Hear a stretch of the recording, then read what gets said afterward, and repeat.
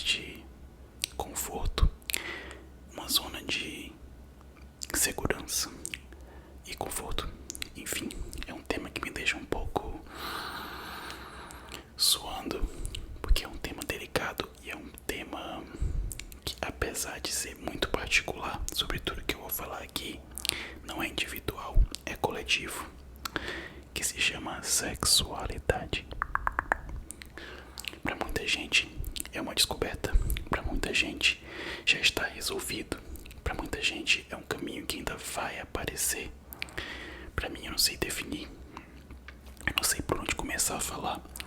O que eu sei é que sempre que eu estou nas lives, as pessoas perguntam: você namora? Você é casado com Almeida? Fala um pouco sobre o namoro de vocês. Então, parece que a sexualidade gira em torno sempre de um relacionamento e da forma como você se relaciona com uma única pessoa. E não é bem isso. Sexualidade é um tema tão abrangente que é difícil ampliar uma conversa casual como essa aqui.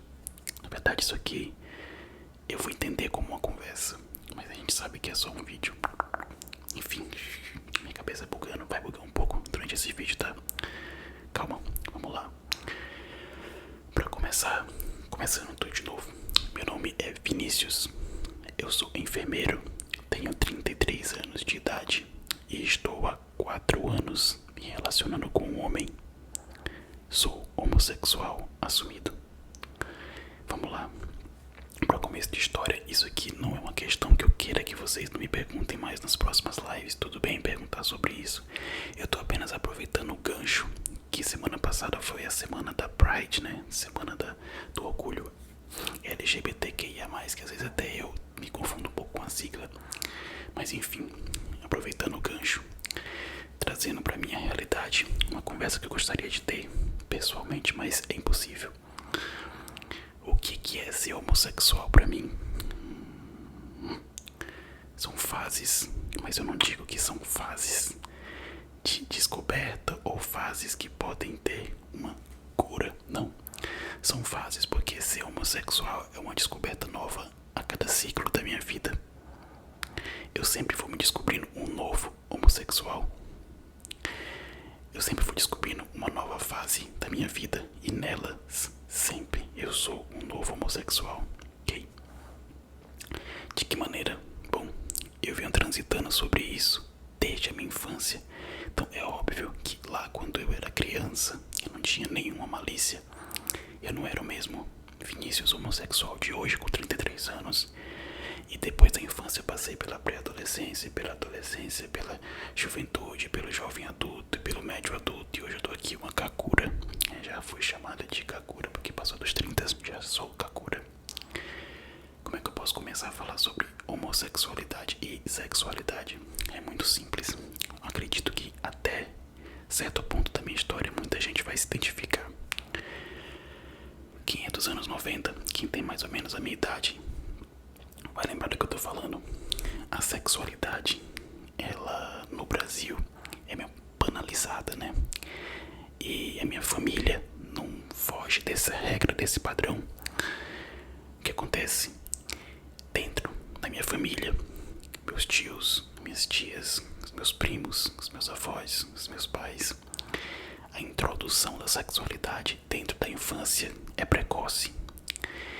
Então, o que acontecia, o que me fez identificar que eu era diferente dos meus primos, é simplesmente quando os meus tios introduziam que a Carla Pérez era gostosa, a feiticeira era gostosa, a tiazinha era gostosa. Se vocês não sabem que nomes são esses que eu tô colocando aqui, pesquisa no Google. E os meus primos se sentiam na obrigação de mostrar uma virilidade macheza. Sou homem. Eu não tinha essa vontade. Na verdade, a forma como eu me identificava com essas personagens femininas era outra. Eu gostava do jeito que elas se vestiam, que elas se fantasiavam. Eu gostava do jeito que elas dançavam. Eu gostava do cabelo delas. Mas eu não gostava delas como os meus tios esperavam, como a sociedade esperava que uma criança demonstrasse uma virilidade. Não faz sentido. Mas eu tentava identificar, bom, se eu não gosto disso e isso é o correto, do que eu gosto? eu gostava do Alexandre Frota, eu gostava dos Gêmeos, enfim. Mas não é que eu tivesse aflorado a sexualidade precocemente, ou que eu tivesse me descoberto homossexual precocemente, não é isso.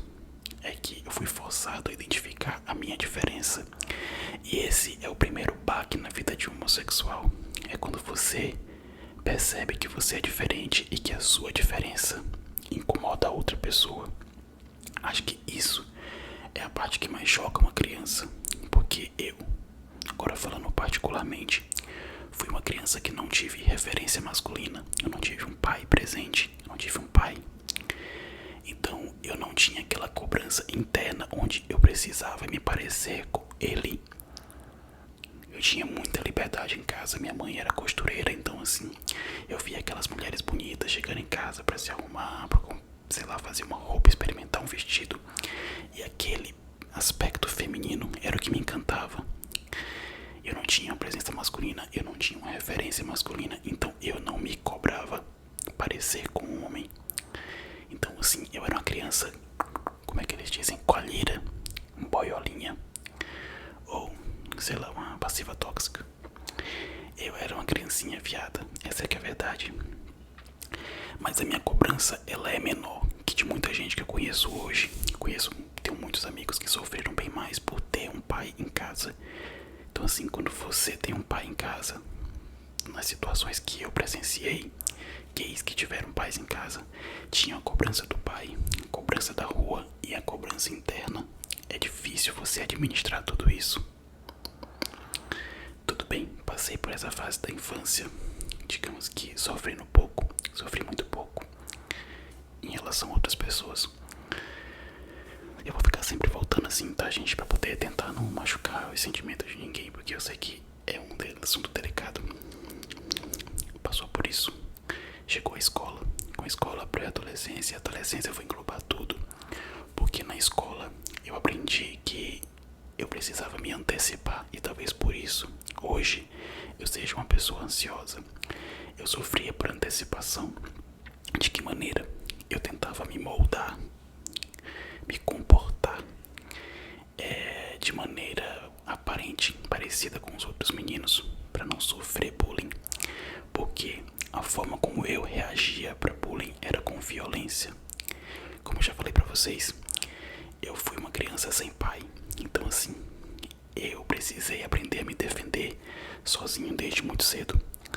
Então assim, eu não brincava com os meus primos e saía chorando quando alguém me magoava. Eu agredia, eu era uma criança muito pra frente, uma criança realmente que não levava e ainda hoje não levo desaforo pra casa. Só que me defender era uma ferramenta que eu não gostava, porque eu não gostava de ter aquela, que as pessoas tivessem a minha impressão de que o Vinícius é briguento, o Vinícius é isso. Não, eu não queria que as coisas acontecessem para eu que não pudesse, não precisasse me defender, sabe? Então eu tentava me comportar para que as coisas não chegassem a uma temperatura onde eu precisasse usar de força, porque eu achava que era errado. Eu não queria passar uma má impressão para as pessoas, eu apenas queria que as pessoas gostassem de mim, era isso. E eu não conseguia isso porque eu era muito fechado, eu tive poucos amigos, e isso é uma coisa que se reflete até hoje na minha vida adulta, poucos amigos. E eu, por sofrer por antecipação, me tornei uma pessoa desde muito cedo muito observadora. Então eu observava tudo com muita atenção. Por exemplo, a parada gay, a parada do orgulho LGBT, na época era LGLS. Eu descobri que existia isso em São Paulo, já no ensino médio, talvez 2006, 2007, não lembro. Eu descobri porque virou uma piada na sala. E a única coisa que eu pedia todos os anos era que todo mundo esquecesse que isso existia. Eu não queria que existisse a parada, porque eu sabia que sempre que chegasse a época da parada gay, chegaria o momento da minha tortura, porque só o simples fato de alguém levantar a possibilidade disso estar acontecendo no Brasil, eu já pensava que a pessoa estava apontando o dedo pra mim, estava falando de mim. Então eu me secava, sabe? Eu evitava ir pra escola, eu evitava tocar no assunto. Era um negócio negócio que me incomodava demais. A parada gay era um negócio que me incomodava. Por que me incomodava? Porque me incomodava as pessoas na minha casa. Então é como se eu estivesse incomodando os outros. Hoje, lógico, a minha visão naquela época de um adolescente, muito pouco letrado nesse assunto. E ainda hoje eu me considero muito pouco letrado. Mas hoje eu sei a importância daquilo ter acontecido lá atrás. Eu comecei a observar as pessoas, as formas como as pessoas tratavam a situação e na verdade queriam deixar algum recado pra mim. Sabe quando a pessoa fala assim, não sei não, fulano e tal e tal. E na verdade a pessoa tá querendo falar de você. Era como eu me sentia. Tudo parecia que tava apontando pra mim. Então eu precisava o quê? Ir embora. Eu moro em Teresina, Piauí, uma cidade pequena, de um estado pequeno. Tudo aqui é muito conservador, tudo aqui era muito limitado.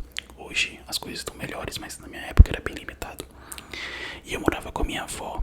Minha mãe morava em São Paulo, eu morava com a minha avó. Então o que eu pensei, gente, eu preciso escapar disso aqui. Eu preciso sair disso aqui. Na verdade, na época, eu até namorava com uma menina.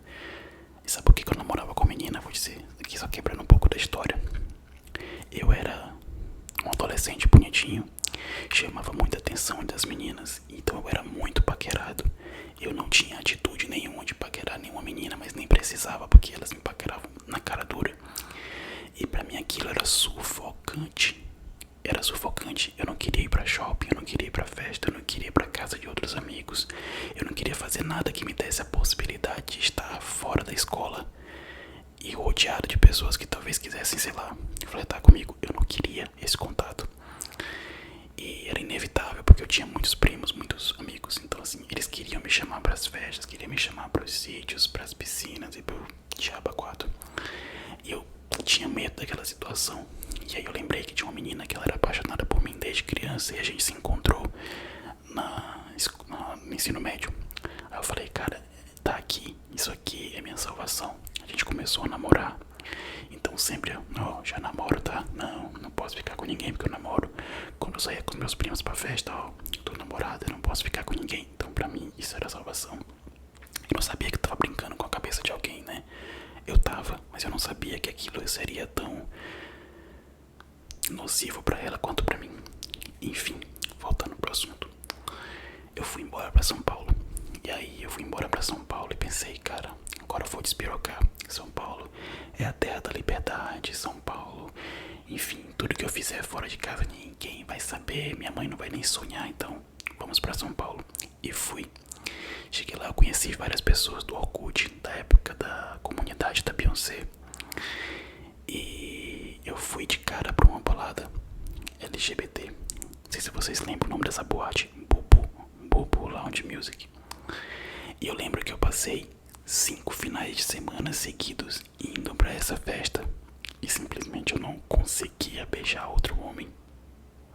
Eu não conseguia, é uma coisa que eu não conseguia fazer. Eu não conseguia dar abertura, liberdade pra pessoa. Quando chegava alguém perto de mim eu ficava enfurecido, eu não entendia porque. Eu chegava em casa, me arrependia, eu falava, caraca, aquele cara era tão bonito, mas por que eu fiquei assim? Por que eu reagi dessa maneira? Eu simplesmente reagi assim. Resumindo a história, depois de 5 ou 6 festas eu beijei pela primeira vez um cara. Quando eu beijei pela primeira vez, parecia que era uma coisa muito errada, mas que tava dando certo. Sabe quando você mistura sabores? Queijo com goiabada, chocolate com morango, que você sabe que são coisas que não parece que vão encaixar e encaixaram. Então eu fiquei pela primeira vez com o cara e falei, cara, isso é muito esquisito, mas isso aqui é uma coisa que eu nunca havia experimentado antes. Esse é um beijo que eu sempre esperei receber de alguém e não aconteceu nunca na minha vida, porque eu de fato queria aquele beijo. E passou essa fase de descoberta, foi muito rápida. Acho que em 1 ano eu vivi as experiências que eu estava disposto a viver. Voltei pra Teresina, mas eu voltei pra Teresina super, né? Uma outra pessoa. Depois de 5 anos de morando em São Paulo, eu voltei pro Piauí, voltei pro berço da minha família. Minha mãe permaneceu em São Paulo, mas eu vim pra cá com uma outra cabeça. Eu vim pra cá com uma cabeça mais empoderada dentro das explicações, é claro.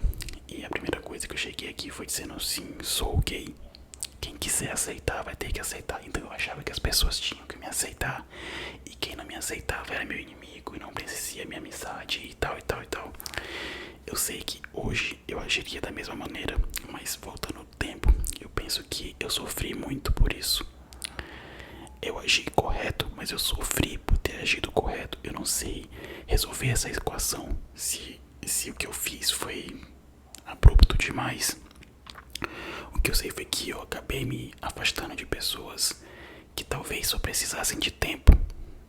Não sei, eu não sei explicar isso. É um sentimento que eu ainda tenho dentro de mim. Me afastei de muita gente porque eu dizia: quem não gosta de mim do jeito que eu sou não merece nem falar comigo. E foi assim que eu voltei pra Teresina. Mas essa fase também passou. Essa fase da, como é que eu posso dizer, de levantar a bandeira, não é que ela passou. Ela deu uma esfriada. E de lá pra cá, eu voltei pra Teresina em 2012. 2012 até aqui, onde estamos, 2024. Eu só namorei 2 pessoas na minha vida. O anterior ao Almeida, e o Almeida agora é meu segundo relacionamento. Com o Almeida a gente já vai fazer 5 anos. Com o anterior foi uma relação extremamente danosa, uma relação extremamente tóxica, que eu achava que jamais cairia, porque eu me considerava uma pessoa muito forte, eu me considerava uma pessoa muito decidida. Eu pensava: jamais alguém vai conseguir me dobrar. Não, eu sei do que eu gosto, eu sei do que eu sou capaz de fazer, e eu sei que se eu ficar com alguém, quando esse alguém aparecer, eu vou continuar sendo a mesma pessoa. Não aconteceu, não foi assim. Eu me deparei com uma pessoa extremamente manipuladora e eu identifiquei isso logo no começo. A forma como ele lidava com a mãe e com a avó, eu falei: cara, isso é manipulação pura, mas ele não vai conseguir fazer isso comigo. Conseguiu sim. Mas enfim, até isso eu considero como um aprendizado, porque tudo que aconteceu comigo lá atrás eu uso hoje como referência. Eu consegui identificar os meus defeitos, sim, mas é muito difícil você olhar para os seus próprios defeitos e aceitá-los. Por exemplo, uma coisa que todo mundo considera um defeito, eu considero como uma virtude. E aí, defeito, virtude, a gente encontra um meio termo. Vamos lá, uma média aritmética. Eu não considero defeito, as pessoas não consideram virtude. Então vamos lá, é a minha característica. Uma das é que hoje eu sou uma pessoa muito vingativa. Eu lido com as coisas dessa maneira. Enfim, por conta desse relacionamento tóxico, eu me tornei uma pessoa mais, uma casca mais dura. Quando o Almeida chegou na minha vida, ele chegou no meio dessa casca. Eu era uma pessoa que não gostava muito de contato físico, eu não gostava muito de melação, de romance. Eu não acreditava mais no romance, eu não acreditava mais na paixão. Eu não acreditava que uma pessoa com 1 mês pudesse gostar de mim. Aconteceu que eu, com 1 mês, já estava apaixonado pelo Almeida. Apaixonado mesmo assim, arriado as pernas. E mesmo assim eu relutei e falei: cara, eu vou fingir que as coisas têm que ir devagar. Eu vou fingir até as pessoas acreditarem, mas eu mesmo não acreditava naquilo. Então, com pouco tempo a gente já estava namorando. Pensa que não, a gente já estava morando junto. São 4 anos, 4 anos de relacionamento. A gente já enfrentou muita coisa. 4 anos é uma história longa, não dá pra resumir aqui, mas assim, a gente já enfrentou de família a amigos, a terceiros, a tudo, tudo. Hoje a gente não tá mais no processo de conhecimento, a gente não tá mais conhecendo um ao outro, a gente tem uma intimidade diferente. Hoje eu estou no processo na fase de, como é que eu posso dizer? Eu não sei encontrar uma palavra pra falar do Almeida, é foda, mas assim, a gente já se conhece e hoje a gente tá acostumando um com o jeito do outro. A gente tá entrando naquela linha que é o que vai definir se vai ser pra frente, se vai interromper, se cada um vai pro seu lado. lado, se alguém vai retroceder, a gente tá nessa linha. Eu não sei em qual momento essas coisas vão acontecer, se vão acontecer, mas a gente tá nela. A gente não tá mais naquela fase de, você gosta disso, eu não gosto daquilo, não. Hoje eu já sei o que ele gosta, o que ele não gosta. Então a gente não verbaliza mais as coisas, a gente já entende. Se chama intimidade, que é muito diferente.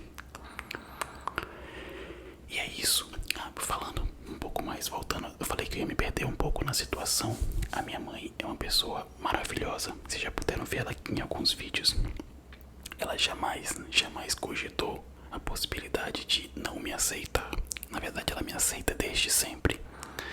A minha mãe nunca foi uma mulher manipulável.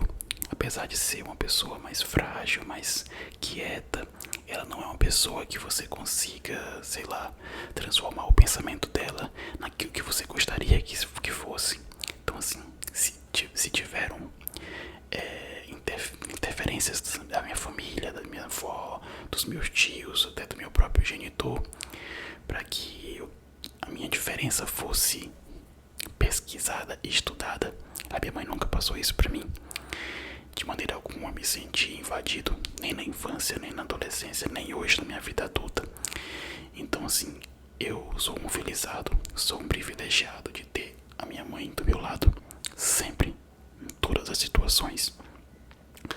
Ela é muito apaixonada pela minha vida, ela é muito apaixonada pela minha personalidade, e ela entra na minha vida, ela entra na minha rotina de uma maneira suave, sem cobranças, sem interferências. Ela simplesmente está impregnada em todos os meus dias, porque a forma como ela lida com o mundo é a forma como eu gostaria de lidar, e nem sempre a gente consegue. Mas é isso, te amo, mãe, muito obrigado por todo esse apoio. E sei lá, gente, se a gente tiver uma outra oportunidade de falar sobre isso, é só perguntar. Eu sou um livro aberto. Aproveita nas lives e pergunta alguma coisa, sei lá. Eu vou sugerir pro Almeida pra gente fazer um vídeo em conjunto sobre esse tema, porque eu sinto que falei pouco. Eu sinto que não entrei dentro como gostaria no assunto. Mas essa é a primeira vez que eu falo abertamente sobre isso aqui no canal. Então eu espero que vocês entendam, sei lá, o atravessar das minhas ideias. Das próximas vezes talvez eu consiga alinhar o raciocínio e trazer um conteúdo mais dentro do tema, tá bom? Um grande beijo,